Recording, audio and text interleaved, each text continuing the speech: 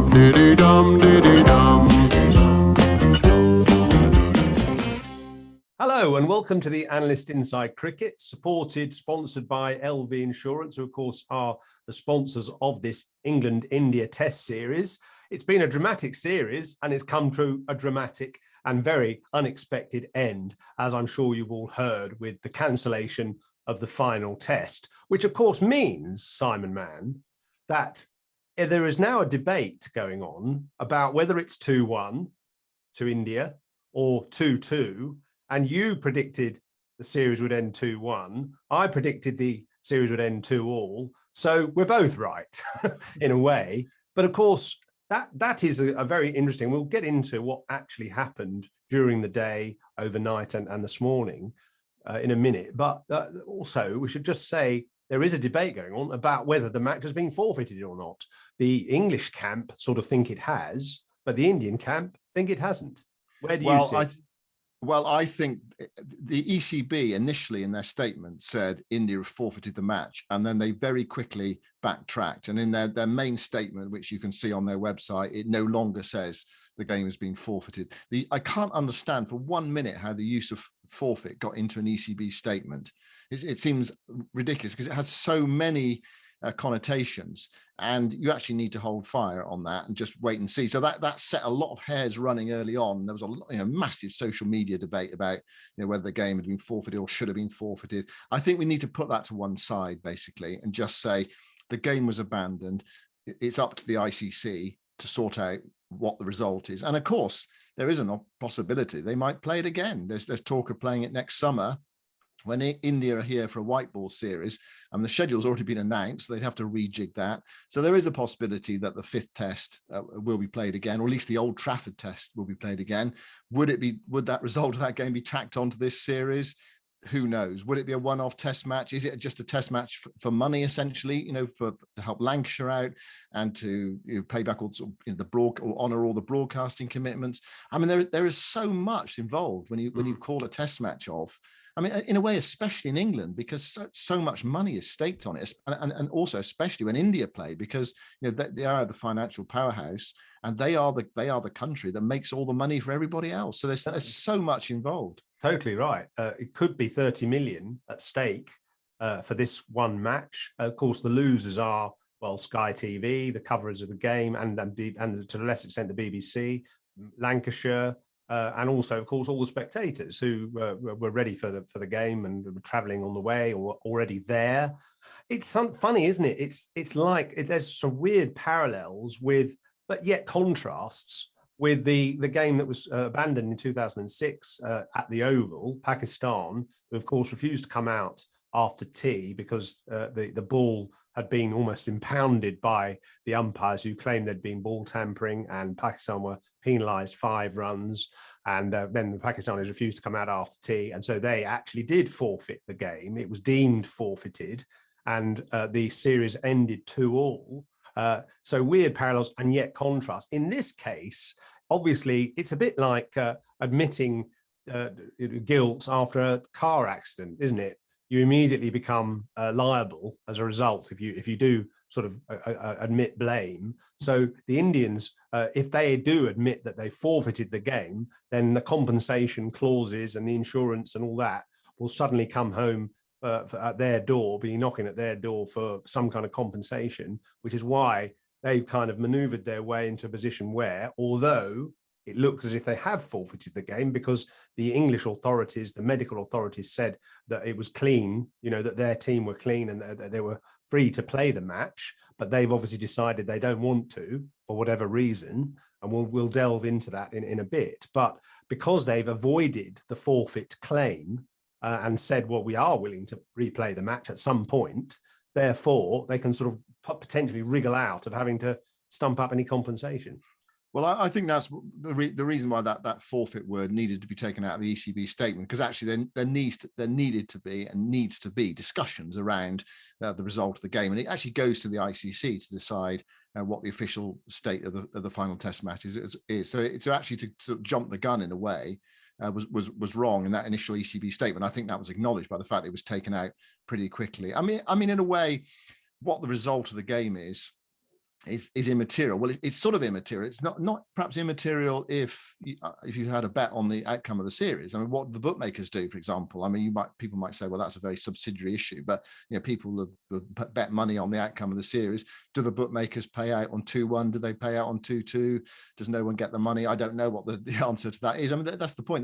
There are so many knock-ons for this. I mean, as you said, the big losers are the broadcasters, the spectators, the Manchester economy. I mean, there is so much involved, and we should look at the players as well, because what was interesting was that Tom Harrison, he came on the BBC and he did an interview, and what he talked about was the mental health issues for the Indian players. He didn't really talk about COVID, because that's been the issue in a way, hasn't it? Because first Ravi Shastri tested positive for COVID, then Aaron, the bowling coach, Sridhar, the fielding coach, Nitin Patel, the physio, and then this week, Yogesh Parmar, the assistant physio. So they all tested positive for COVID, but he didn't really talk about COVID. He talked about the mental health issues for the Indian team as being sort of the big issue. And what are we to draw from that? Well, I think that they've been in bubbles.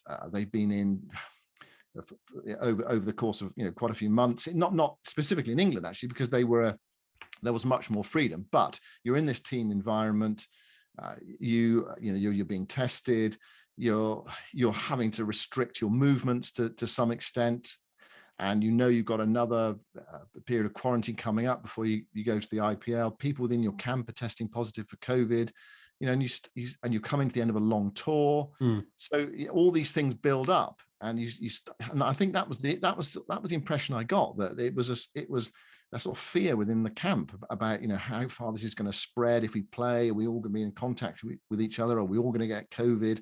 It seems to me that was the sort of downward spiral. And the point to make is that this is a jigsaw, and we don't have all the pieces yet. It's quite a complicated jigsaw, and we don't have all the pieces. So it's worth not jumping the gun on a few things. But that's what I would infer from what Tom Harrison has said, that it's that sort of within that team environment. And we've all been on long tours, and there is that, you do get that sort of exhaustion element towards the end, and you want to go home. I mean, it's like a horse, isn't it? A horse bolts much faster at the end when it's past the halfway and it's on the way home.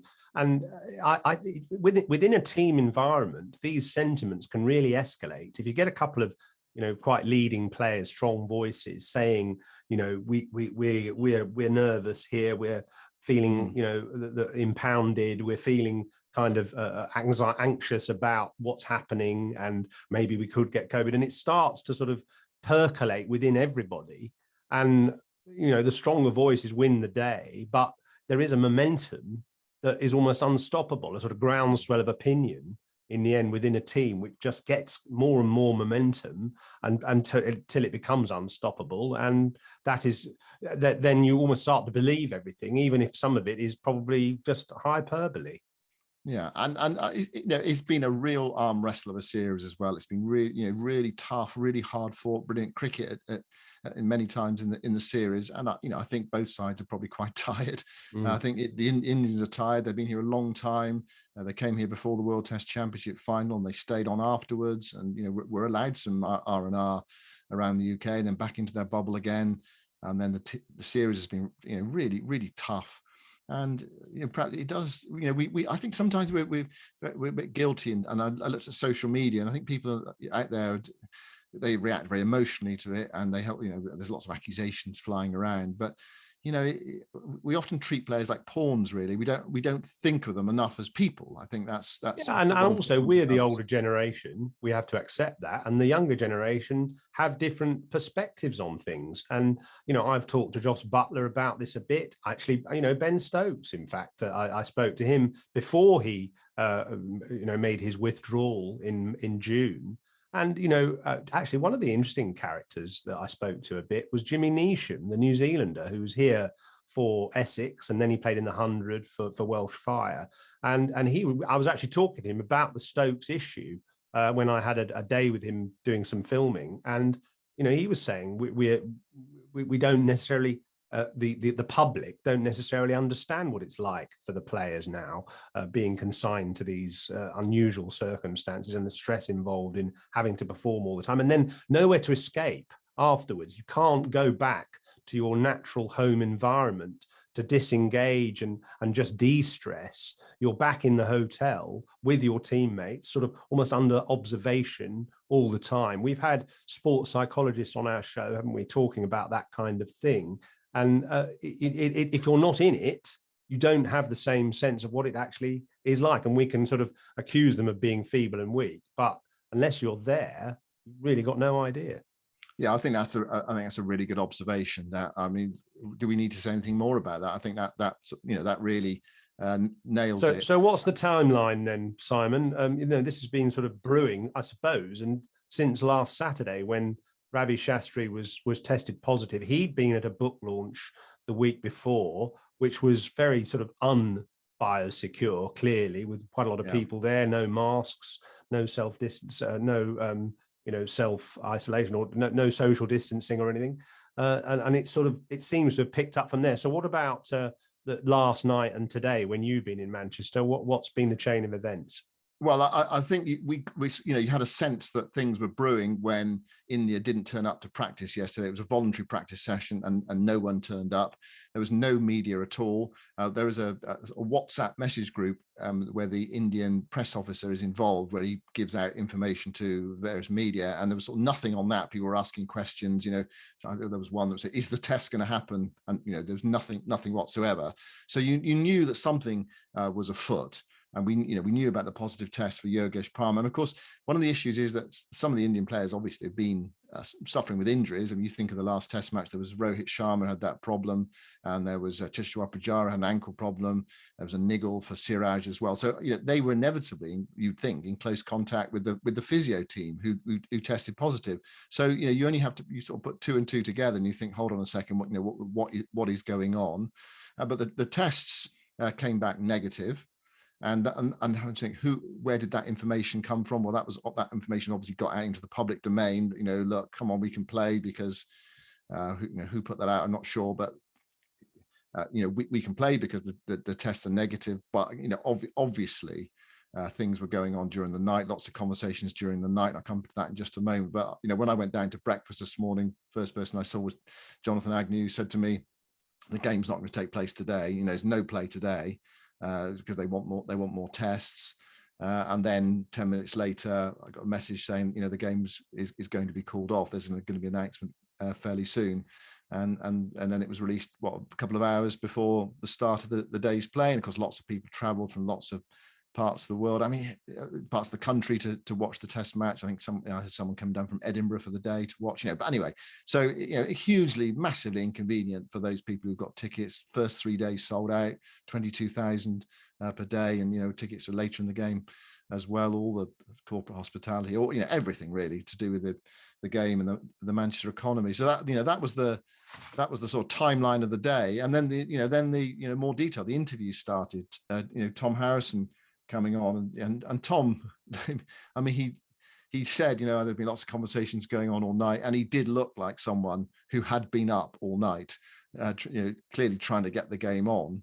But and what he did do as well is he was extremely placatory towards the BCCI, the governors of cricket in India, saying they wanted to play the game, but this came from the players. So gradually more information was released, saying they want to. They want to play it again, and the BCCI released a statement saying, we're going to have discussions about playing the game next summer. So that sort of knocked on the head the forfeit story, which came out in the ECB statement, the initial ECB statement, which quickly changed. The game has not been forfeited. So there was a heck of a lot going on to get to the bottom line of. The test match has been called off. And there will be people who say, well, hold on a second. Ravi Shastri was tested positive on the morning of the fourth day of the last test match. Why wasn't that game called off then and there? But the requirements have changed since then. But the point being, well, if it wasn't called off then, why should it be called off now? But then that goes into a lot, again, one or two of the jigsaw pieces that we don't have about what was going on in that Indian dressing room, surrounding all the discussions about all the backroom staff who were testing positive. I mean, Alison Mitchell said she got texts from her friends, colleagues in Australia saying, why is the fourth test continuing? If Ravi Shastri's tested positive, he must have been in contact with all the players, and you think he probably would have been, but the rules are a bit different, and on we went. But eventually, perhaps just too many people tested positive, and the players had those sort of fears, anxieties about what was going to happen next.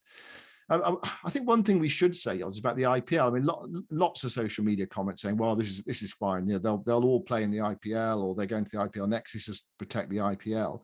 I think the point is the IPL will test. So if players, test positive, they will have to isolate for the full time. So I don't fully understand that. No, I mean, of course, it goes back to May, when the Indian board originally tried to get the English board to bring this final test forward a bit, so that there was more time for the players to return to India and play in the IPL, or return to Dubai and play in the IPL. And that obviously hasn't happened. I think, I've spoken to a chief executive of the IPL team today and asked him directly, was there pressure put from IPL franchises to get these players back clean, COVID free and all that? And he said, absolutely not. He's had nothing to do with it. Absolutely no way. All the players, when they arrive in Dubai, will have to isolate for, I think, 6 days. Owen Morgan's already there, and he said to me he'd have to isolate for 5 or 6 days before being allowed out to train. So whether they test positive or negative, they're going to have to spend a bit of time in quarantine when they get to Dubai. So some of them will not be able to play in the first game or two anyway, because it starts on the 19th in a week, just over a week's time. So I don't think the IPL would have put these players under pressure. I mean, if you look at the first bit of the IPL in April, May, then there were players who were arriving and had to wait till they played. Joss Butler was one. He couldn't play initially. He had to wait for a couple of games before he was allowed to play. So I don't think actually the IPL has put players under pressure to be there. Obviously, it's an important tournament. It's worth 300 million to the global game, as well as to the individual players. But I suppose the spectre of it and playing in it for 6 weeks, more kind of security and bio bubble sort of nature, not being at home at all because it's in Dubai, will have had a little bit of a play on their minds. But I think it was a supplementary issue rather than the main one. Yeah, I mean, I suppose you could. One thought that strikes me is that the last thing the IPL would want would be to lose, say, the whole India squad that's going to the IPL for another 10-day isolation period, and then they'd have to get sort of match fit again. That sort of undermines the sort of star quality of the tournament. So you want to try to mitigate the risk. You want to, as few, if people have got COVID within the Indian squad, you want to mitigate that as much as possible. So the smaller number as possible. If it's 2 or 3, obviously that's better than all 20 in the squad, because you do lose a bit of star quality. That's one thought that strikes me. But there's going to have to be a quarantine period anyway. So to me, that seems a bit of a red herring. There's been a lot of social media comment about that, but I don't totally see the logic of the argument if you think it right through, unless there's someone out there that can put me right on that and say, well, it is all about the IPL. Of course, the IPL is important to the BCCI. As you say, it's worth millions and millions of dollars, but those players are not going to be playing in it if they've got COVID. So it's as simple as that, really. Tredegar Cricket Club has been providing cricket for the people of Tredegar for over 100 years, but in recent years, interest and participation in the sport has dwindled. A grant from LV Insurance and the ECB's £1 million Fund for Runs community initiative aims to help turn this around for the Welsh club. Unfortunately, the local authority ended maintenance of the club's cricket pitch in Tredegar, forcing the club to play outside the town last year. Their former venue, the recreation ground, has now been taken over as part of a community asset transfer And the funding will enable the club to put a new artificial pitch back on the ground and bring cricket back to the town again. Best of luck to the club, and I hope you have a great remainder of the summer. I'm pretty sure England created an unfortunate precedent here by returning from South Africa early, a year or so ago. Actually, how long ago was it? It was the end of 2019. It was in December. It was last December. Last December. God, it feels like longer ago than that somehow. So it was last December where they came home early because some hotel staff and some South African players tested positive. And so England came back early. And I know that, the ECB were disappointed in England doing that. They were kind of coming back early so they could be with their families at Christmas. They were worried that if they tested positive themselves, they would have to kind of quarantine in England before seeing their family over Christmas.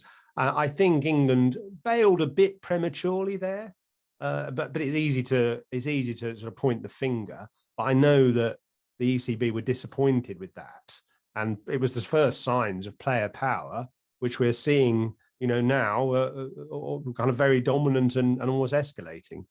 Yeah, that's right. And one of the points about that, and it was made at the time, and because it hasn't happened yet, is that South Africa series has got to be rearranged. So there's talk about replaying it or actually playing it.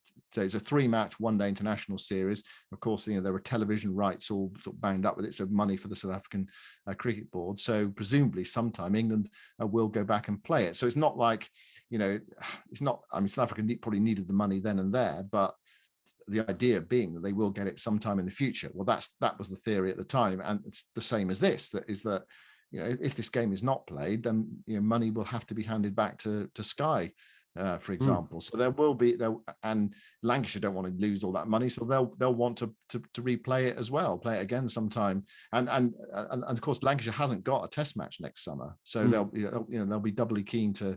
I mean, this whole thing it's a horrible precedent to set for future negotiations for sport, isn't it? Because if players are able to get matches, tournaments, sort of put off or rearrange or whatever fairly, not easily, but they've got the power to do it, is it going to make broadcasters hesitant about bidding for big sporting events in future? I mean, now we've got the Ashes very much uncertain again. The uncertainty around the Ashes will continue because players have shown their ability to really wield the power, and England are reluctant to go to Australia without some guarantees that their families can accompany them, without the restrictions that the Australians want to put on them.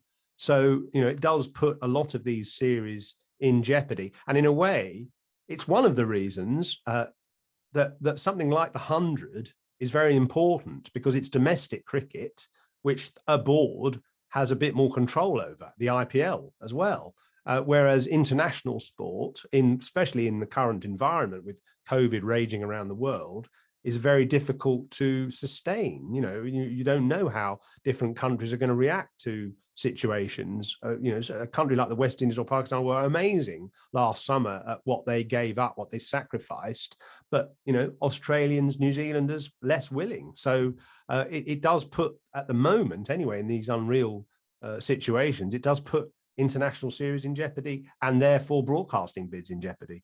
Yeah, Tom Harrison was asked about whether the Australia series could be postponed today, and he said he didn't think so. I mean, I got a very strong impression from what he said that it would go ahead. And he used the analogy, which I thought was quite an interesting one. He said, imagine if we called off an Ashes series here.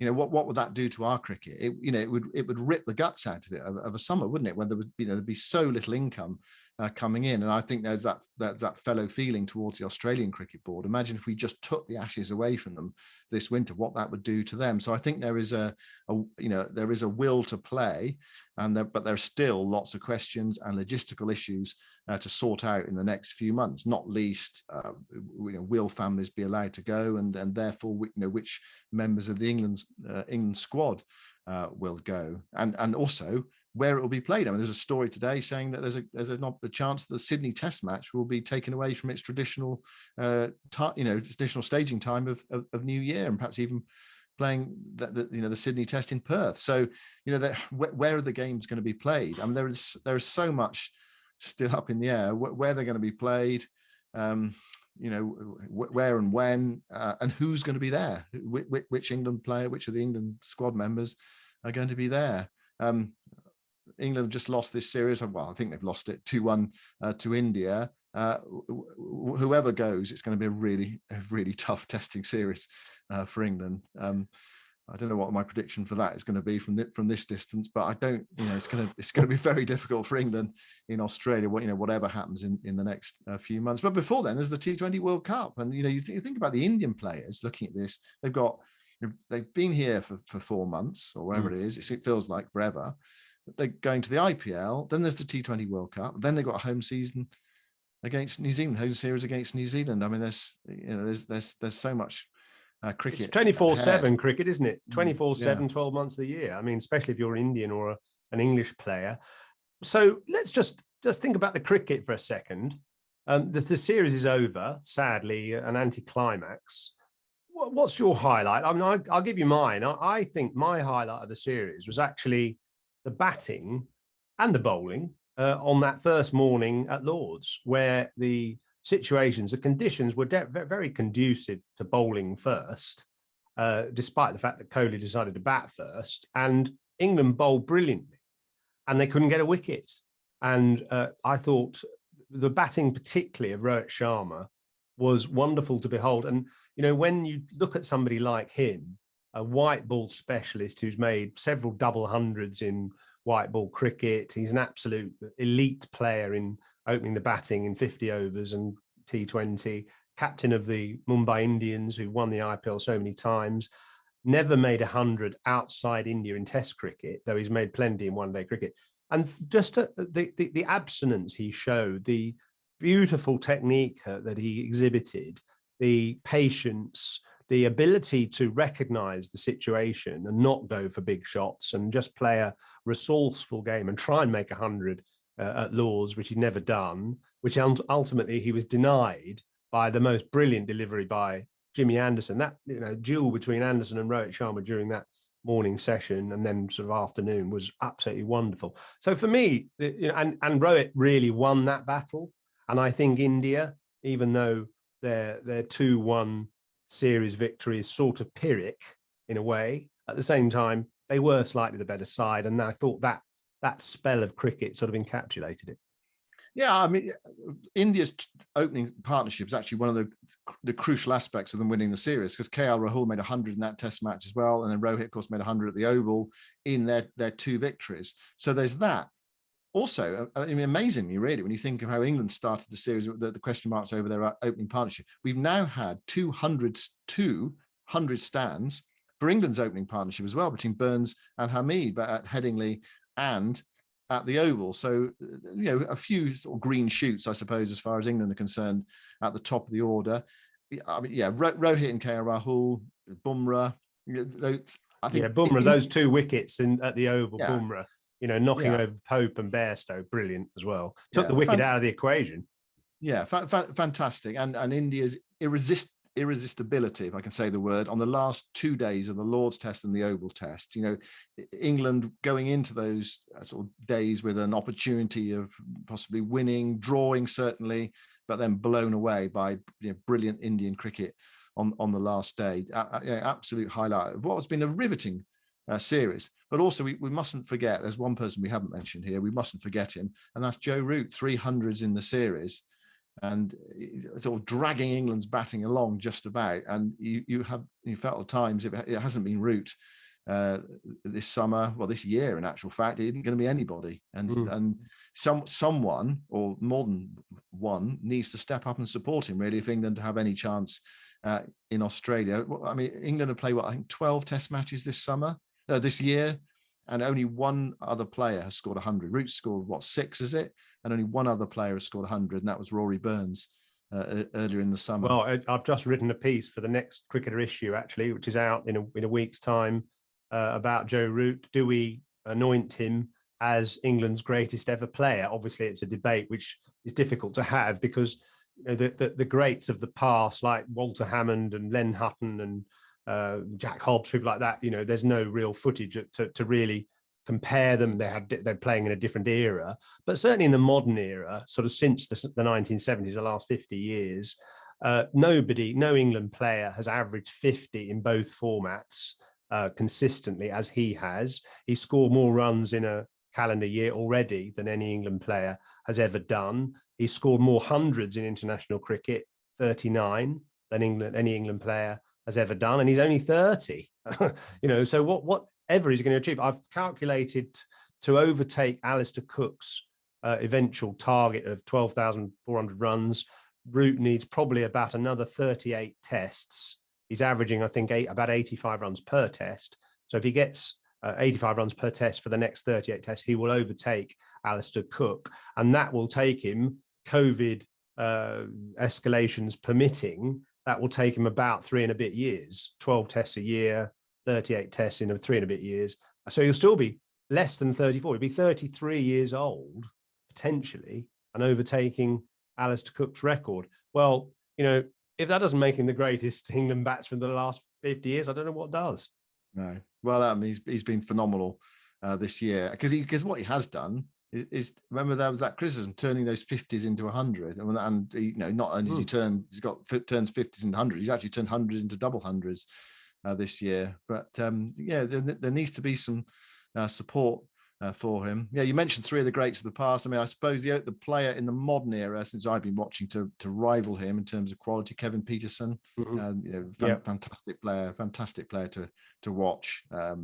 Brilliant. Just a hard player to manage in the end, I think. I mean, this is a sort of, I suppose, more of an emotional and slightly sort of tenuous argument, but he was in a way, Peterson was alternately incredibly self-confident and actually unbelievably fragile. And over time, he took a bit of time to manage. And funnily enough, you think about it, Root came through when Peterson was in slight decline. And in that big series, 2013-14 Ashes, when, Mitchell Johnson was raging through England like a wild bushfire, Peterson was asked, when Trott went home, Peterson was asked to bat at 3 and refused. So Joe Root had to bat at 3 and got dropped after the 4th test, came back strongly the following summer and never looked back.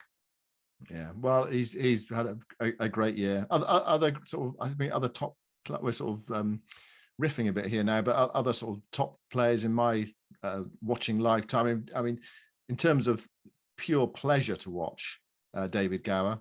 And then Jeffrey, of course, was a phenomenon, and then Graham Gooch as well. So those are the 3 from the past you mentioned. Then we haven't talked about the likes of Dexter and Cowdrey and May, and that those type of players, and Ben Barrington, those sort of players before we were born, before we were watching cricket. But might be before you were born. I saw Colin Cowdrey. Colin Cowdrey was my first hero, actually. Well, actually, anyway, he was getting towards the end by then. Yeah, sure. I did see some of Cowdrey, of course, 74-5 in Australia on the TV highlights.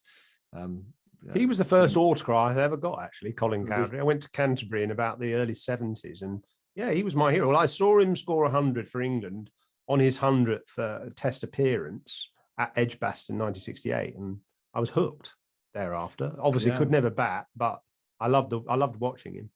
Well, I forgot you were a closet Kent man. I always thought you were Middlesex, but you revealed not so long ago that you were a Kent supporter when you were younger. I think we should probably just end the podcast, Yoz, by sort of just looking at the series and sort of, best series in England since when? I mean, it's been, it has had so much intrigue, hasn't it? And so much excitement and sort of toing and froing. And England had that amazing win at Headingley, but blown away on the last 2 days at Lords and the Oval. And of course, they might well have lost at Trent Bridge as well. And they've had their top order rearranged, which we thought could happen, but it might actually, as it turns out, it might actually be for the better for them. Going to Australia. But I suppose best since 2005, probably. I mean, the 2009 Ashes, when Panesar and Anderson held out at Cardiff, and Australia looked as if they were going to take that series really initially, but then England managed to regroup and eventually got it themselves. I mean, that was quite, there was a brilliant test at Chester Street when Stuart Broad raged through Australia. Was that 2009? That was later. Yeah, that was 2013. But so, yeah. and that one, the first test, England won by 17 runs when Anderson got the last wicket. Brad had in, pretty good. But I think probably this series had more ebbs and flows really, and more uncertainty. So yeah, I think it gets my vote as the best since 2005. I reckon. Yeah, with an incredible sort of remarkable conclusion to it. Really. I think that's the thing. I think so many people going to Old Trafford with a sense of anticipation over the next 5 days. Actually, I was in Manchester today, obviously, and the weather was fine as well. A lot of people saying it was going to rain today, but I think we would have played probably from the start, and by the time I left, it was still dry, and the forecast not too bad. So so over the next few days, we could have had more thrilling cricket, and we wanted more as well, because the Oval had left us with that feeling of anticipation, but it wasn't to be, and a remarkable sad end really. There's been a great series, and I do feel extremely sorry for Lancashire and for Manchester as a sort of a city really, so sort of staging a game. So much goes into it, and it left with that sense of anticlimax. But true. Yeah. Well, sadly for readers of the Cricketer magazine, of course, this has all happened after our issue has gone to press. So none of this will be covered in the next issue, which is out in a few days' time. But ironically, we have got Joe Root on the cover looking agonized as he'd got out at the Oval. And that's pretty much the last action of the series that we've seen. Obviously, India 2-1 up. So it sort of left kind of precariously poised in the Cricketer magazine. Well, now we all know what actually happened. So it's sort of almost a suspension in time, I think, the next magazine. Obviously, no podcast to bring you as a result of the cancellation of the Test match, but I have got one little kind of thing in store, which is I did an interview the other day with the young Warwickshire star, Chris Benjamin.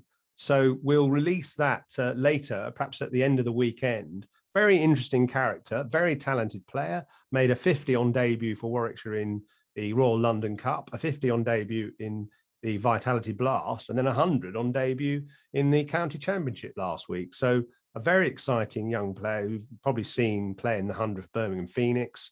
Very interesting character, wants to be an international, may just be the next Joss Butler. I've just kind of given him that tagline, probably quite hard to live down, but that's on the podcast list next for you. And as I said, the Cricketer magazine out next week as well. You can subscribe to that by going to www.thecricketer.com. And that's it, I think, for this week, and a bizarre end to a great series. And the arguments will run and run about what the actual final score is, I suppose. Dum diddy dum diddy dum.